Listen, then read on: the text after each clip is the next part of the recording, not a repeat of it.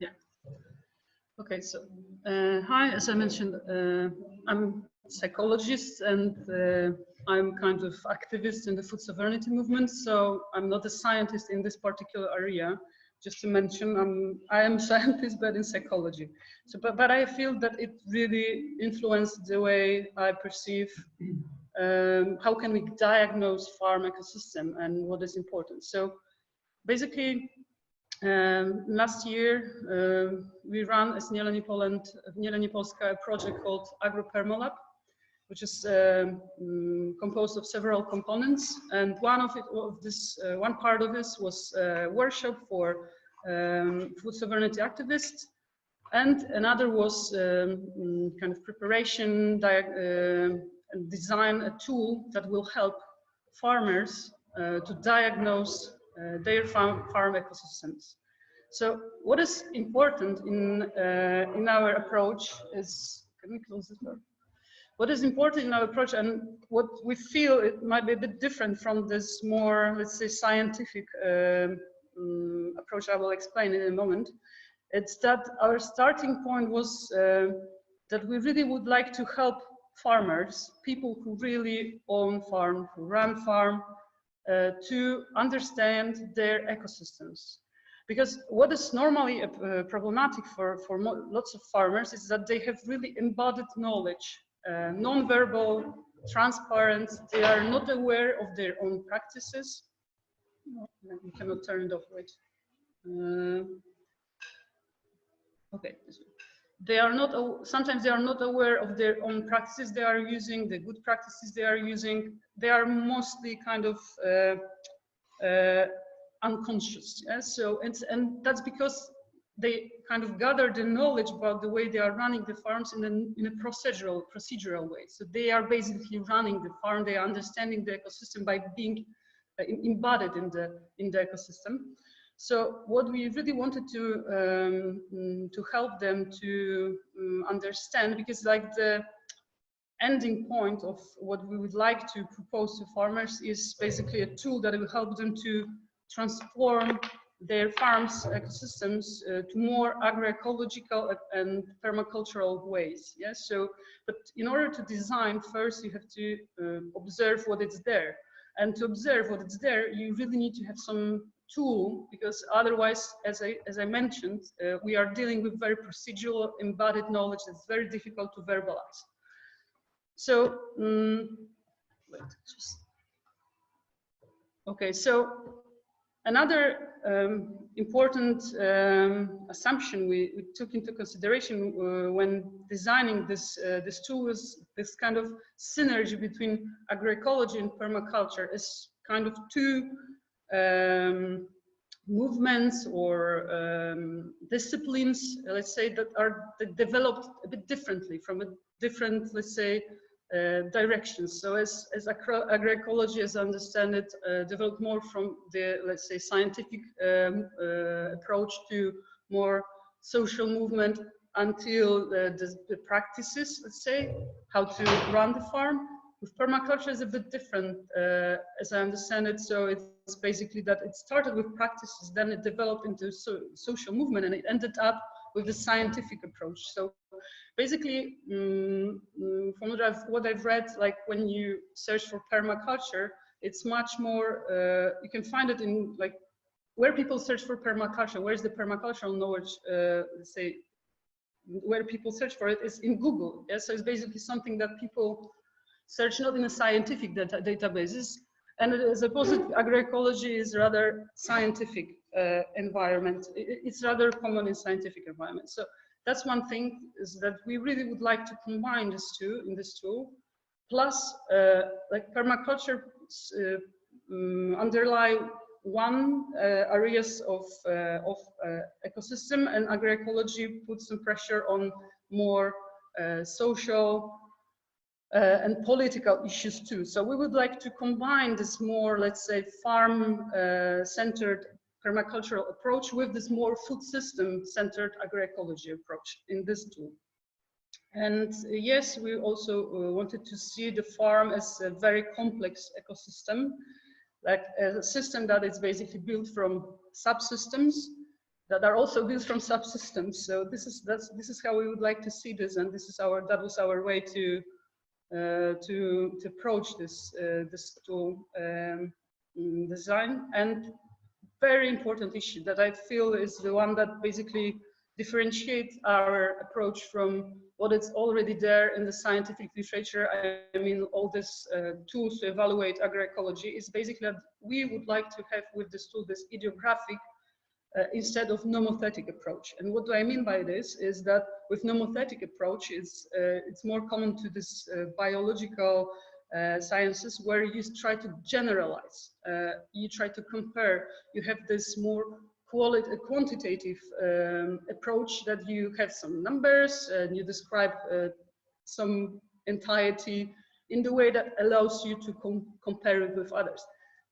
We didn't want to do this. That wasn't our motivation. Our motivation was to look at each farm as a single, unique entirety and understand it from inside, more with the case study approach. So it's more with qualitative approach. It's more with like, we didn't want to compare farms. We really didn't want to evaluate them in a sense, but we would like to design a tool that will help farmers. I don't know what happens. Yeah, I'm online. Maybe, yeah, okay. So that will help farmers to understand their farms as unique entities that's incomparable to any other entities. So how did we design the tool? So we took several steps. So first we started with this literature review. As I said, it's not a scientific tool per se. It's more a practical tool as we understood it, and that was our assumption start from the beginning. So basically, but still we wanted to look what is already there in the scientific literature. That's why we looked in this other already functioning agroecological evaluation tools. We looked at some papers concerning agroecology and permaculture relations, and also some important papers on qualitative farm performance evaluation. Then there was, on the basis of this literature review, we built a zero version of the tool, and then with this zero version, we went to 3 farms that are kind of more or less known to our food sovereignty movement. They are part of our food sovereignty movement, and we know about them that they are kind of model. They are a very good example of combination of permaculture and agroecology. So that's why we choose these farms. I will show more details about them. And then me personally went to this farm and spent like quite a long time there, trying to understand from this idiographic approach, like what does this particular farm ecosystem look like? How does it function? How it is composed? What are relations there? So then on the basis of this case studies, we adjusted the zero version of the tool, and we ended up with first official version that we published basically in our publication that was part of the project, which I mentioned already, AgroPermaLab.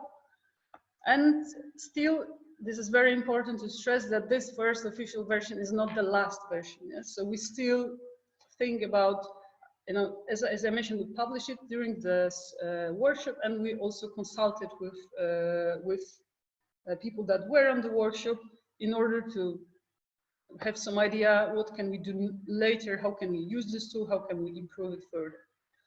So just to introduce a bit, how did we build our tool? It will not be very deep analysis because there is not enough time for this, but just to underline what was important for us. So as I mentioned at the beginning, it was very important for us to try to take into consideration while building this, designing this tool, the synergy of agroecology and permaculture. So what did we do? We looked basically in the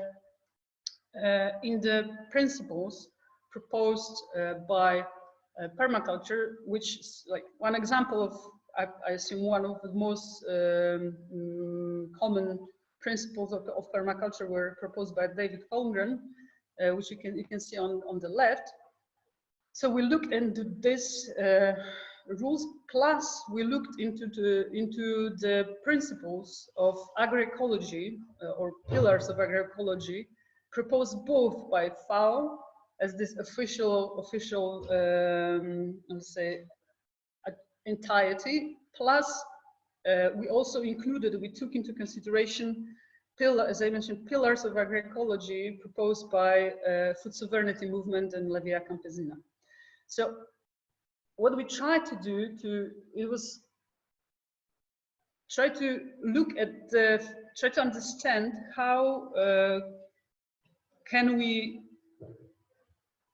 see the farm as a system built of complex systems, let's say, and how can we see the farm that it's basically it's multi-dimensional entirety. So with these assumptions, we ended up with this simple model that basically is a model of 6 dimensions that are, in our feeling, important to really understand the farm ecosystem in its all complexity. So it's not only about understanding agroecosystem, let's say the biological fauna and flora issues, the biological farm, the organic part of it. It's not only about understanding the habitat, so the buildings and all of this, which is mostly stressed by, it's quite a lot stressed by permaculture approach. It's not only about the understanding farm economy, like to see how farm function economically. It's much more. So we also wanted to include, we wanted to see the farm from different perspectives, as I said. So these 6 dimensions allowed us, in our opinion, to see in this complexity of farm ecosystem in a very, very multidimensional way, as I said. So first, a dimension which is quite often omitted and ignored is a human dimension. It's like quality of human life, of farmer life, and this very important issue of farmer being a part of farm ecosystem with his or her own experience as person living being a part of this ecosystem. So that's one thing. Another dimension is agroecosystem, which I mentioned. We defined it as this part of this dimension, this area of ecosystem that basically include fauna, flora, soil, plus or non-living components of agroecosystem, which is like water, rocks, and climate, and this kind of factors. Habitat is this dimension which basically look deeper in this, let's say, more man-made part of this farm ecosystems, like buildings and all installations. I will go into more details in the next few slides, just to have you, just to give you an overview of these dimensions. Then another dimension is the farm, which we understood as like this this dimension that is more, let's say, economical, and the way the farm ecosystem, physical farm ecosystem, is relating to, let's say, broader context of economy and market. And then another dimension that is more from this agroecological but peasant agroecological perspective important is the community. So as farm is a part of ecosystem that is broader than farm per se. It's just basically part of the community, and it serves some. It basically help. Okay, so I will go to this in details later. So, okay. And another dimension is the broadest dimension here is food system. That is this very political dimension of farm ecosystem. Like we understood it as a farm being a part of broader system, being embedded, not just like basically isolated from the broader context.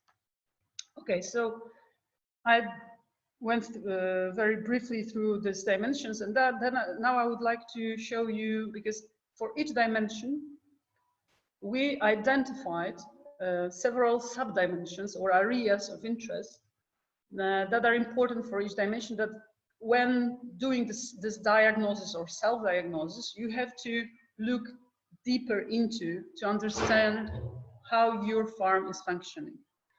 So now I'll go step by step through all these dimensions with basically the one that is highlighted in orange is the one I'm going to describe in this particular moment. So first, starting with this dimension, which we called human, is basically we focus on issues like diet. So basically where the food is coming from, because sometimes you can have like marvelous permacultural or agroecological farm, whereas people buy food in supermarkets, and that's not what we understand as agroecology. Yeah? So this is important. Where is it coming from? Also, whether this diet is nutritional, whether it's really healthy for this farmer. These are issues we really would like to stress, especially now in the context of this CFS document, voluntary guideline for food system and nutrition. So it's basically now we really need to combine food system and nutrition and climate and all these issues in one. So that's why we wanted to stress also the diet here. Another issue, another sub-area or area of this human dimension is so to understand the farm ecosystem, you need to understand what kind of relationship has the farmer with the earth. So this is more, it's taken more from the peasant agroecology understanding of agroecology as a special way of relating to the earth, and this is important also for us. Then we looked how non-nutritional needs are fulfilled, whether we can have marvelous agroecosystem, marvelous food, but someone is using terrible chemistry to clean bathroom, or for example, something like this. So this is also something that you need to take into consideration, and in this human dimension. Then well-being, so how good the person, the farmer, people in the farm do feel as a part of this ecosystem, whether they're healthy and so on. Family relationship, and but by family we understand like the group of people who live in the farm ecosystem. It's not like just family in the traditional way. Sometimes it's like in eco-villages, it's a different understanding. And working conditions, very important issue, like worker laws and all the safety issues. Okay, so another dimension is agroecosystem. So first, it's like to understand the particular history of the farm, of this particular farm ecosystem. So we call it genius loci, and it's it's very in line with this geographic approach. So it's basically to understand the history of this particular entity farm that developed, that it's a process developing throughout the time, and this is important to understand history. And we also focused on this a bit. Then climate, then condition of natural environment, whether it's devastated, in which condition is water, soil, and so on and so forth. And then there are these big dimensions that we also developed some sub-dimensions, but I don't want to go into details. It's like soil, composting, water, biodiversity.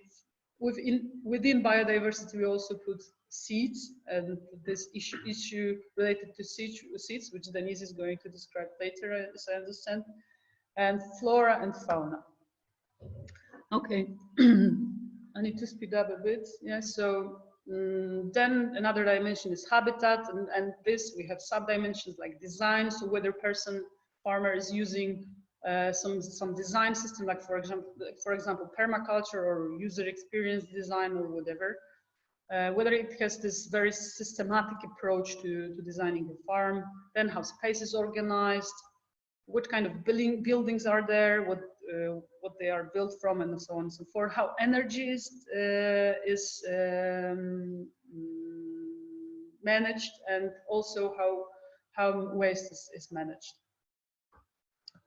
Another dimension is farm. So it's basically this economical dimension is like more about how autonomous is the farm, economically speaking, what are distribution channels, what is the offer of the farm, whether it's just the food or it's like different type of services or so and so on and so forth. How is storage organized and how is processing organized. Another dimension, as I mentioned, is community.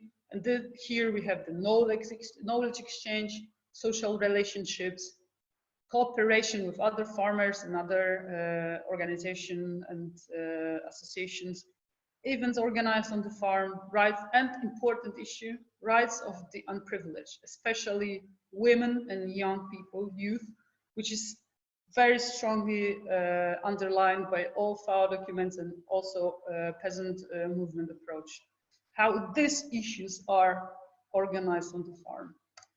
We cannot ignore this when speaking about like applying agroecological approach. And then another, the last dimension is food system. So here how the farm and farmer is involved in public policies development, activism, and whether does it take some subsidies, whether have some certification and got some prizes. So this is very fast and very, and yeah, we have another sub areas to each of these areas. So this is basically, our tool is a list of issues you have to look at when trying to understand your farm ecosystem. And this is like a checkpoint. You go through this and you have this, it helps you to make non-transparent, very embodied knowledge about your farm. And as from our experience with this case studies, that was what people said, like, okay, I wasn't even aware that I'm using all these good practices. I wasn't aware of it. But after you asked me all about all of this, and after I asked myself about all of this, now I'm aware, I can share this knowledge. It's more verbal now. Okay.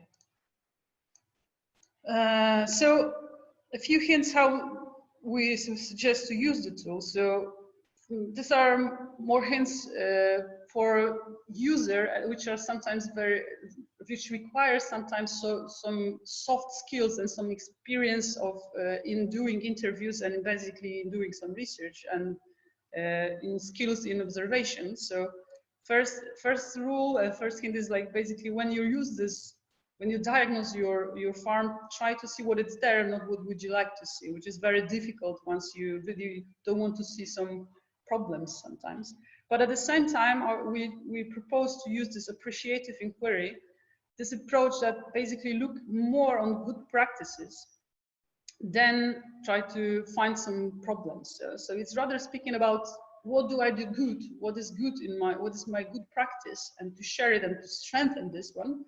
And maybe see, or not maybe, but also see the some difficulties, some things that need to be resolved, but not see them as some mistakes. That's a very important issue, just to be kind and gentle while doing this.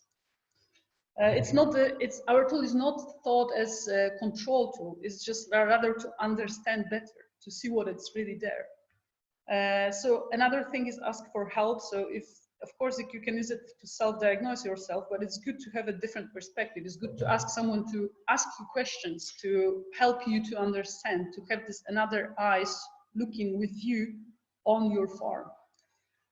Important issue is like to take notes, of course, to organize them in a systematic and readable way. And this is what permaculture approach say is basically give yourself time. It's not like you can understand your farm ecosystem in one day. It's just basically of developing kind of, our tool is a tool to help develop some kind of sensitivity to a particular issues. These are kind of glasses you can look through on your farm, in your everyday experience in your farm, to understand better, to pay attention better to some details, and to make them non-embodied only, to make them verbally accessible. And issue that is extremely important, and I will pay a bit more attention to this, is diversified data sources.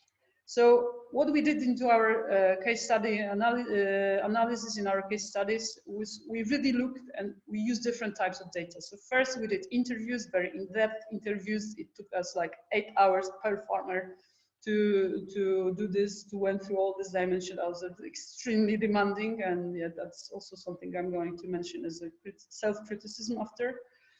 But also interviews with other people working or living on or near the farm. So ancestors, family, neighbors, and so on. They also have this knowledge about, they're part of the ecosystem, they have knowledge about this, this farm ecosystem. Important is just to look through the documents and reports, for example, the one that are related with European Union subsidies or certification. Observation is a key source of data. And this is also what we did, and farm trip is one way, and another is participatory observation. You can basically work on the farm for a few weeks, which I also did in one of the farm we did the case study on. Looking into crop calendars, work notes, observation logs. Also scientific data, especially when you want to know something about climate, soil, history of the place. They have quite, you can look on this more general data that are accessible. Okay, photos and videos, maps, installations and diagram systems, and website of the farm. Sometimes it's a source of information, articles about the farm from the past. So here are the 3 case studies we went through. We did our analysis with the 0 version of the tool in 3 farms. You can see they differ in area. 2 of them are productive in a sense that they really produce. One of which is Bogdan Hara and Elżbieta Hara. They mostly produce cereal and dairy products. They process it and they sell it directly. Jana and Frank Dubler, they have mostly primary production of vegetables, herbs, eggs, and poultry. And here, these are comparable, as you can see, in areas. But then also we had different farm that was more, let's say, permacultural farm, very small one, but very biodiverse ecosystem. So unfortunately, I don't have too much time to go into details. I just maybe show you a bit of pictures from this farm to give you a glimpse of this, how different they were. So basically, this is Bogdan Hara. He's a peasant from generation to generation, and he runs his farm in a very poor soil area, and he based his crop rotation and his soil. He built his soil mostly on, I guess it's Lucerne? Alfalfa, I'm sorry, thank you. On alfalfa. That's because it's very well suited to his soil type. And another farm is Dubler, Frank and Joanna Dubler's farm. They are in this north part of Poland with quite harsh climate, quite cold winters, and they have quite a lot of polytunnels. Plus, they build their soil fertility with the cattle. They basically do not sell. They do not take neither milk nor meat. They just use manure to improve their soil quality. They sell only directly since the beginning. And Esterka is the last case study. This is really small farm. They are mostly involved in education and community building. They also organize a festival, and they are extremely biodiverse. They won a lot of a prize for the most biodiversity area, and they are in a really poor soil area in central Poland when there is not at all water. So they basically build this biodiversity with permacultural approach. Okay, so just to finish, we published this tool during this workshop for activists. As I mentioned, here you can see some picture of the cover of it on the left side, and some picture of people that took part in this. And during the publication, we got some critical observations. The first is that our model lacked one dimension, which is territory. That is something between community and farm. And basically, it's more to involve the biological and not only biological issues concerned with the broader area than the farm itself.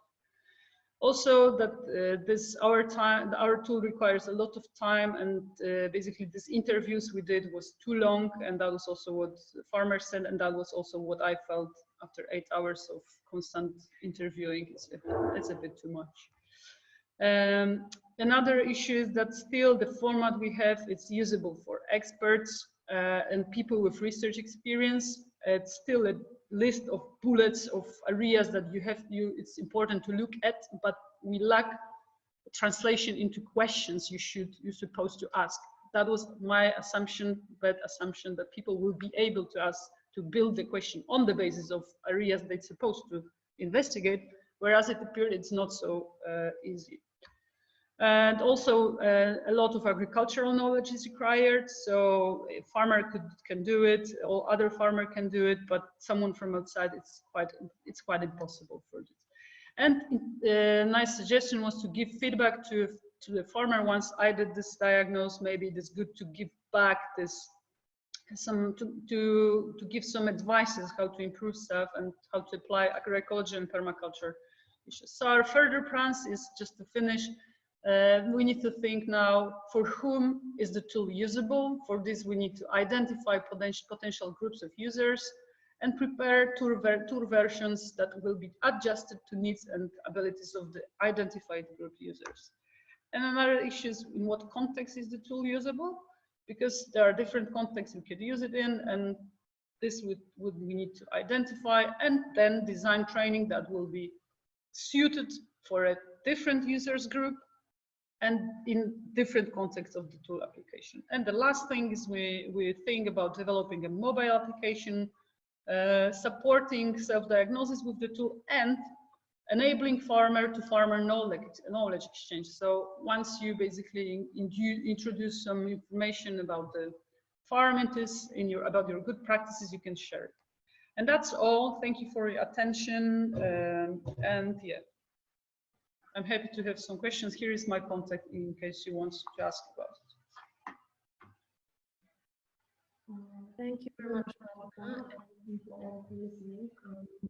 It's really interesting. I was observing as the tool was being developed, and really a lot of time to think through how to make this tool not so awkward to use, and also how to make the interviews as rich for the farmers as well. And there's a question to Marta from Naomi, so we'll take one question now, but later we'll have a discussion. And the question is, what were the main insights about the farms you gained from the tool? How did you help to score them?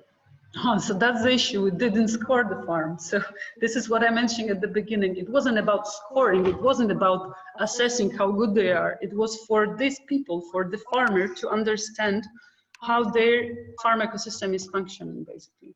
And from my discussions with them, they said, yes, thank you. That's, you know, when they read through the summary, because we published a summary, I don't have the screen sharing anymore, but we published in this publication, this case studies described in the way, I'm on the, okay, so basically we went through all these dimensions describing the case studies in the publication. So there was a full description of the farm ecosystem based on our tool. And once they read this, they said, oh my God, I wasn't aware that I was doing so many good things and good practices. And also, we helped them to identify some challenges to address in the nearest future. So what is in each case study, this description is this description of good practices plus these challenges, and for them, both of them are usable, and they can they gain the language to describe the farm ecosystem. For example, when speaking with clients, because most of them have this direct sell way, they're selling in a direct way, and they need to describe their farms. They need to run these farm trips, so they have their knowledge, the verbal representation of their farm. They can share, plus they have these challenges and they identified and they saw these connections between, because I asked them several questions But then I combined them when describing it in this, like, I tried to see it in an ecosystemic and connected way. And once I gathered different forms of data and looked from different perspectives, I tried to have this description for them, which is more holistic. And that was a lot of help as far as I understood for some of them at least. And that's what we hope to have it, yeah, this is what we can, what we want to see, like not a score, like you are at 5 in this dimension and 10 in this dimension, please be better. No, it's like, this is how your farm is functioning. You can see, you can observe it and try to see this holistically. That was our assumption. Okay, thank you, Marta. Thank you so much.